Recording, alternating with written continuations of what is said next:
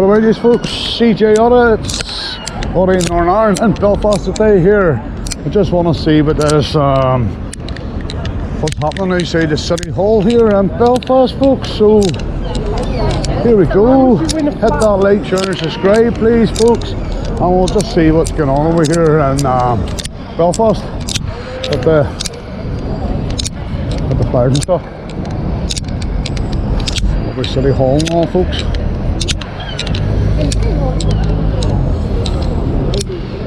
How you doing? What's going on with you ladies? See what's on every Saturday. What is it, love? I don't know. With flag protesters. They're protesting against Sinn Féin, the Alliance Party, taking the flag of our country down. Right, that's just, I remember that was removed from the City Hall a few years back. What, 11 years? 11 years? 12 in December. Yeah. 12 in December? Yeah. Do you only put it on there, as far as I'm aware, at special occasions or something, is it? 15 days.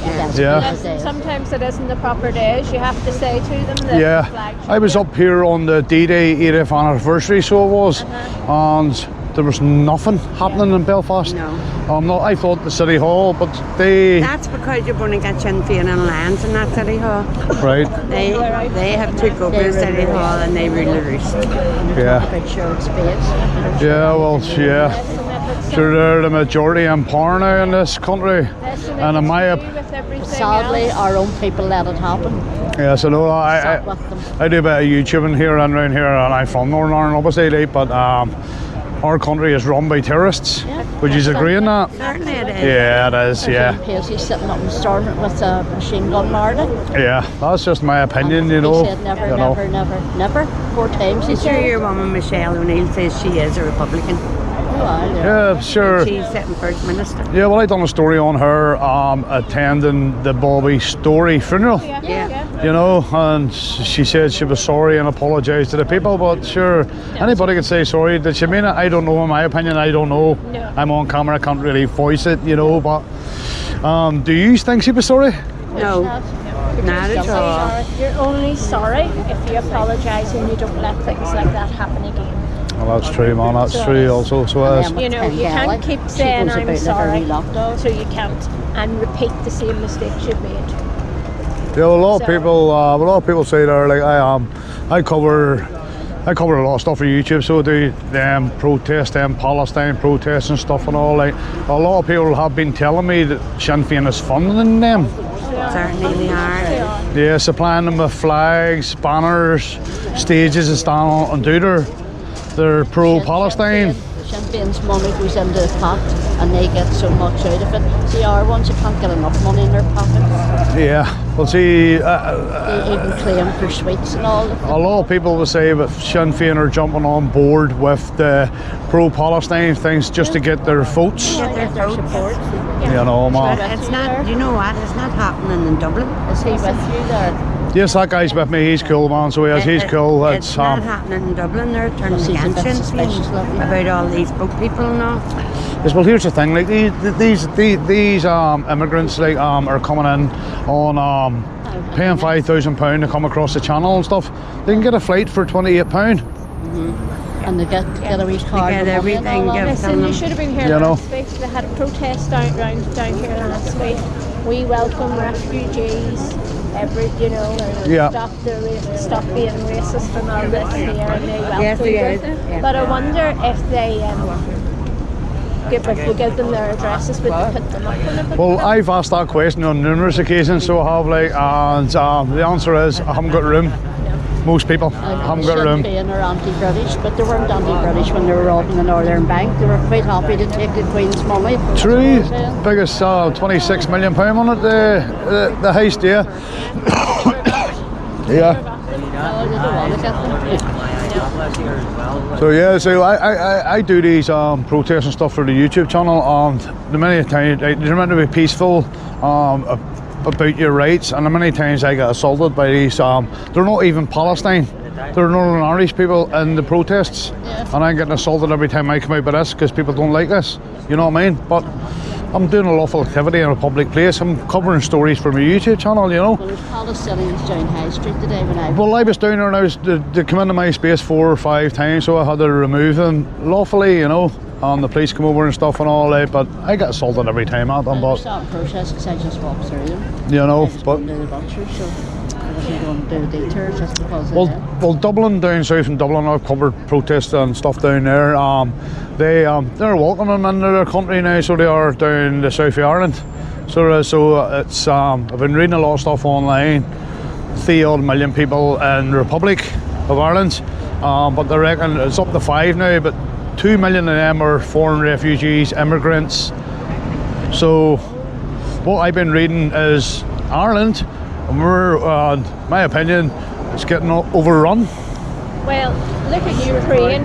Yes, I am indeed. I am. Look at Ukraine. Ukraine's let got their women and their children out of the country, and the men stayed behind to fight for their country. Yeah, sure. There's no So- women.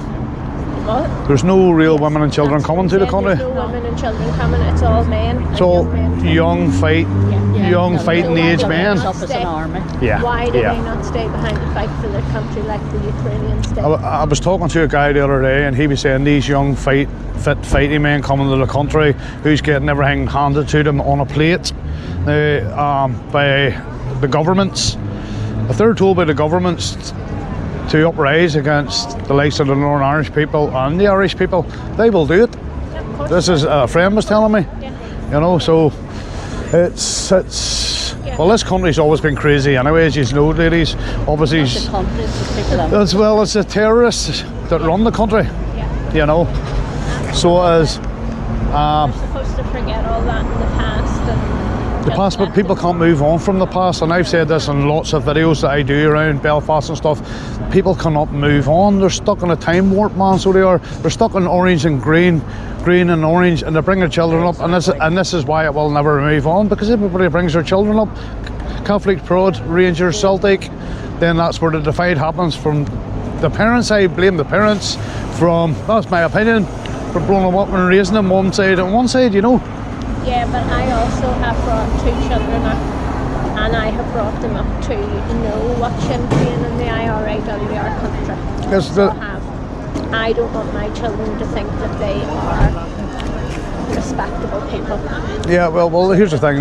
Everybody I can raise their children the way they want. The bombings, and I can remember them going in and kidnapping a father, taking him, putting him in a van and sending him in to be blown up while they help hold their family. I can't forget them. Yes, I know where you're coming from as well. And I'm not going to let Sinn Féin sit in government and tell me for my children to think, oh, they're wonderful people. Yeah. And 2 members of my family murdered by them. Unreal.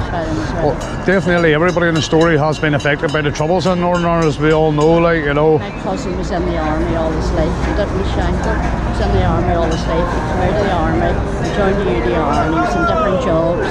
He left, he was a colour sergeant. He left the UDR about 6 weeks. Yep. And he was working in the post office, Tomb Street. He got into his car and he was putting it. So it was an inside job. Yeah, He knew set what up. shift he was on. Set up. The other cousin, her son-in-law, he got on the train in Lisburn to come into his work in Belfast. Bogus postman got on and shot him dead. Wow.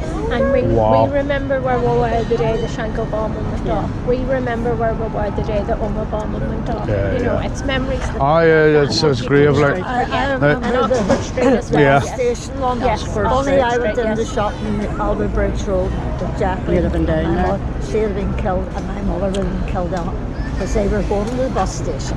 And we had stopped to win the shop. My mother was going to America. She had ordered stuff in the shop to save their wee grandson. And we stopped and looked into it. And we were in the shop getting the stuff. I was leaving in Spartan Cross Road. And the next thing we heard bang, bang, bang. They would have been in that bus station. Well, I can recall going to, you remember Oxford Street bus station, which is now the waterfront. I can remember going to get the bus home, and there was a guy working on the top of the courts roof. So he's a private contractor, and you know that they were targeted if they were working against the government. Like, and he was actually shot on the roof of the High Court in Belfast. And the fire brigades actually had to come across and give the guy first aid and stuff. Like, I think he lived, thankfully, but It's a crazy country, like. A wee fella listen, comes how to did he You live? might live, but you Yes, have to live that's with what I'm that the rest saying. of your Yes, life. I know that. My Yes, husband was shot yes. and our home was bombed, and we're still living that, and that's over 30 years ago. It's a wee a boy crazy come country. the streets from us that day. He worked and a wee fella 17, and he actually picked parts of his body out of the lanes. Oh, crazy. 17 years of age. 17, man. You don't forget it. Yeah, you won't, you won't, you won't. You won't forget it. Ladies, I'm going to thank you all for your time, so well, please be safe, Right, and good luck on you doing. I have to remain impartial what I do when I'm doing this here. So ladies, keep smiling, all of you, please keep smiling, all right? Thank you, lady, thank you, all right now, all the best, thank you. How you doing, lads? All right, ma'am? Just get a wee picture of your flag there, mate. Just a wee flag, ma'am. Cheers, thank you very much, lad. Just going to get this wee sign here as well, lad. Thank you, mate. So yeah, folks, the people in Northern Ireland here are still protesting against Sinn Féin and stuff, mate. So they are. Sinn Féin is the biggest party here in Northern Ireland, so it is. And they're protesting about the flag being removed off the city hall. It's only actually put back onto the city hall on special occasions, so it is. But yeah, people are right to protest. I have to remain neutral, folks, on what I say. And yeah, so folks, Northern Ireland, as I say, it's hard to move on. It's hard for people to move on because of the atrocities that's happened here.